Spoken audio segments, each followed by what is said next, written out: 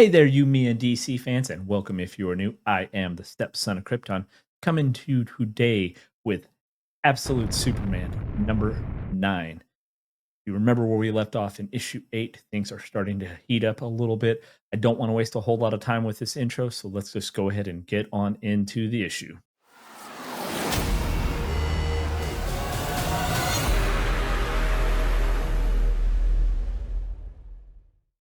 Okay, guys, so if you remember where we left off, there was a battle going on.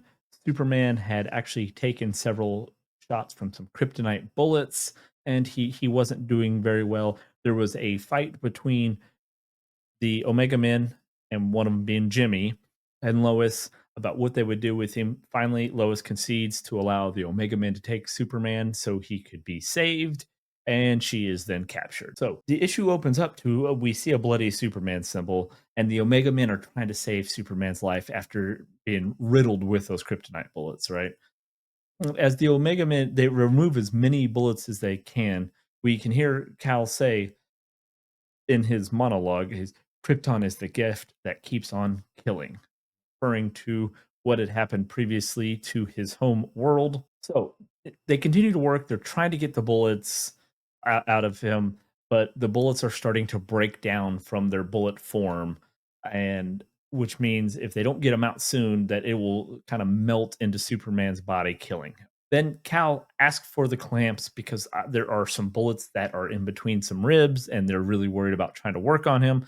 So he takes the clamps to actually remove one of the bullets, and he kind of passes out as Soul is saying, "Hey, I need to reboot myself." So they're continuing to work on him. It doesn't seem like they have a lot of options left.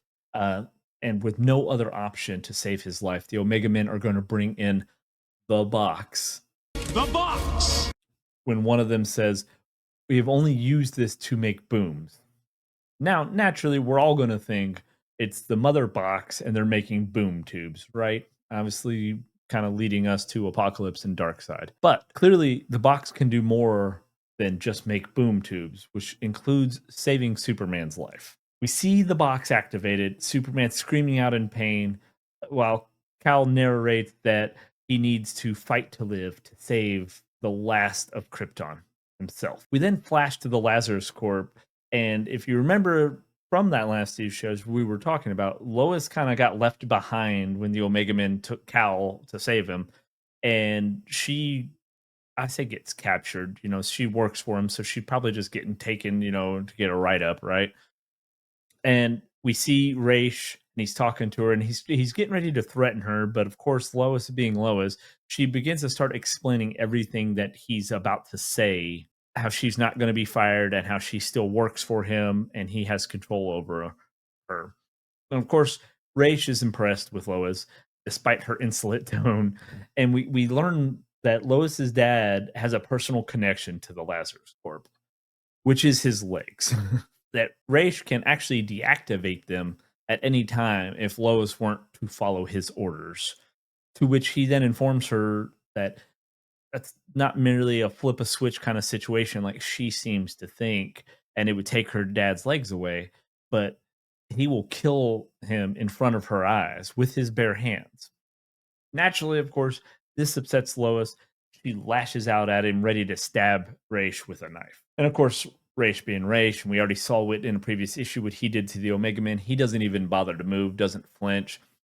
And as Lois stands there with the knife to his throat, he tells her that even if she strikes him down, he'll just rise again, kind of like a phoenix from the ashes, although he doesn't actually say that last part. It's kind of added that in there, right? But then, in a bizarre twist, he tells Lois, "Bring me my son." Now, is he referring to Superman? Sounds like it. However, we don't know. He just probably is calling him his son just because it's the next most powerful being, or technically more powerful than him. But what he's going to look at as being the next most powerful being on the planet to him. We flash ahead a few weeks later, and we're at another Lazarus Corp facility in Pakistan, and we see a boom tube open up, and the Omega Men jump out, and they're getting ready to, or they're having a battle with some peacemakers. So we see Superman with them, right? He's with the Omega Man and reminds them that he doesn't approve of the use of deadly force. in a not so subtle way. And basically, in the blink of an eye, we see him and he clears the facility of the Peacemakers. And he kind of references why this is why I prefer to work alone because he tells them to kind of stand back while he does his thing. As Cal continues to decimate the forces of Lazarus, which includes some tanks, we hear him and Soul are having a conversation about him overexerting himself and how it might reopen his wounds, which he reminds Soul that he is nothing but wounds. Now, this is kind of interesting contrast to what we normally see Superman's healing factor on Earth. Usually, even if something is strong enough to hurt him, he's healed near instantly with no trace of the wound. Right? Like, maybe kryptonite poisons him, maybe something happens, and then as soon as the source is taken away, he usually heals right up and you never know he was hurt. So that's kind of an interesting that he is covered in wounds. Then this could be maybe he hasn't fully adapted to the solar radiation provided by our younger star. Keep in mind, every other iteration of Superman's always seemed to be on the planet for, the bulk of his life, 20, 30 years, whereas he's only been on here for a couple. So just then we see a large mechanical hand kind of reaches out and grabs Superman. It's kind of one of those mechs that we see the Peacemakers are in, but it's obviously a big walking robot. And Superman's wounds kind of begin to reopen. Soul says, "Okay, I got to activate solar flare mode," which we have seen in previous issues, kind of decimates everything else around him when he does that. And then reminds him that regardless of what happens, he can't allow the Omega Man to use the box, as he calls it, on him again, indicating that Soul kind of knows there's a problem. So we go back to a little bit earlier before this mission, and we see Cal and Jimmy, and they're talking, and it's about the box and about where it came from. And Jimmy tells him that some say it came from space, others believe it was dug up and it had been on Earth for millions of years. And then Primus, the leader of these Omega Men, however, feels that it's a box from God. And we will get into later, she refers to it as the God box. And Cal seemingly has some knowledge of it, tells Jimmy that it's a father box. Now, not a normal mother box like we've seen in the regular universe with Darkseid. It's always the mother box. This is a father box. So Cal tells Jimmy it spoke to him, but not in the conventional sense. It spoke to him through fire, and it told him its name. And then he describes the world he saw. And of course, we know he's describing apocalypse because, obviously the pits of fire and everything just burning. We know it's apocalypse, but it's also of what this world is going to become. So as we continue to kind of learn more about why Jimmy joined the Omega Men, we get a couple of interesting details here. Firstly, he mentions Area 41, which if you've been following along with our Absolute Wonder Woman, it's what Diana is currently dealing with. She's in the catacombs of Area 41 in a maze right now where we left off with her. And then he also mentions this psychopath called the Joker. So now we got our tie back into the Absolute Batman series. So they're gearing up for this mission that we saw when it said a few weeks later. Obviously, this is just right before that mission. And we see a bandaged up Cal, and he's saying he wants to join. And one of the Omega Men say, "Are you sure about that, Smallville?" Which I kind of think is really funny because everyone else has referred to him as Superman. They gave him the nickname. He doesn't really like it, but they treat him like he's this godly figure. Obviously, he's way more powerful than anything they've ever seen. So it's for someone to kind of be so casual with him. It's kind of different because they're like, "Oh, Smallville," and they're giving him that nickname. Plus, it kind of reminded me of Smallville show where Lois, played by Erica Durant, she always referred to Clark as Smallville. We then cut back to the fight that was already in progress, and Soul and Cal continue to discuss the father box, and we see Cal surrounded by a bunch of the Peacemakers, and then he goes Super Saiyan on all of them. And Soul comments on what this world is turning him into. Cal's beginning to kind of get upset. We can see the conversation that he's having with Soul about people and telling him who he is, and who he's becoming, and what he needs to do, and who he needs to fight. And he tells Soul to shut up. And as they battle through to find they're trying to find the prisoners what the Omega Men were there for.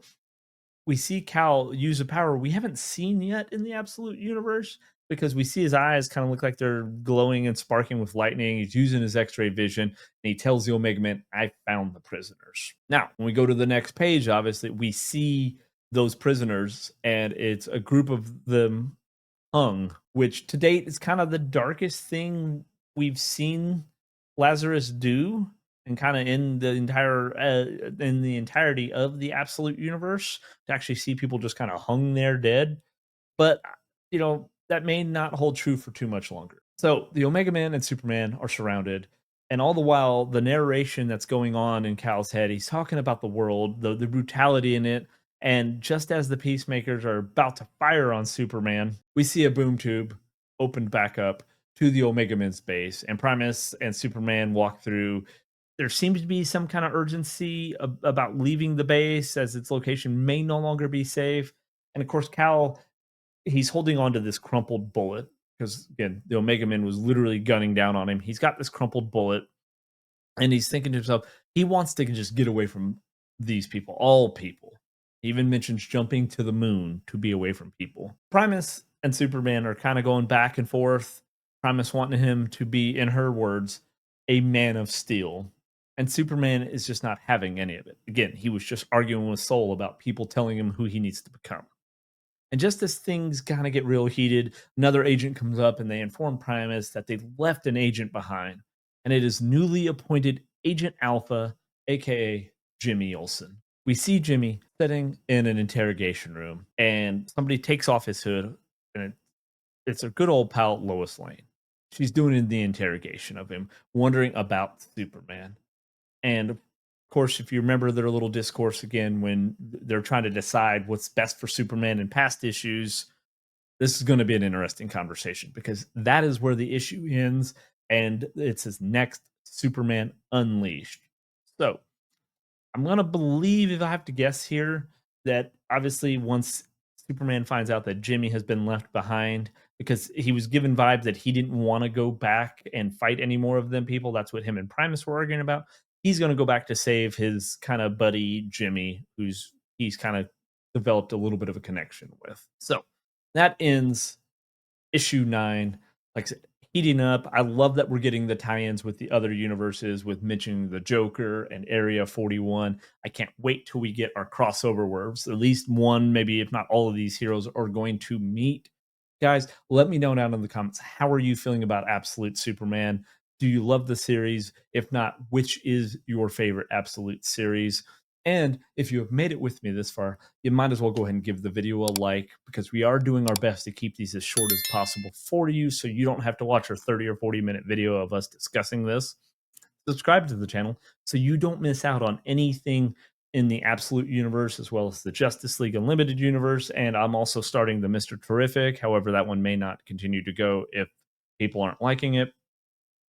And to keep this video as short as humanly possible, that is going to wrap it for me on this issue and episode of You, Me, and DC. Until next time, guys, I'll see you then.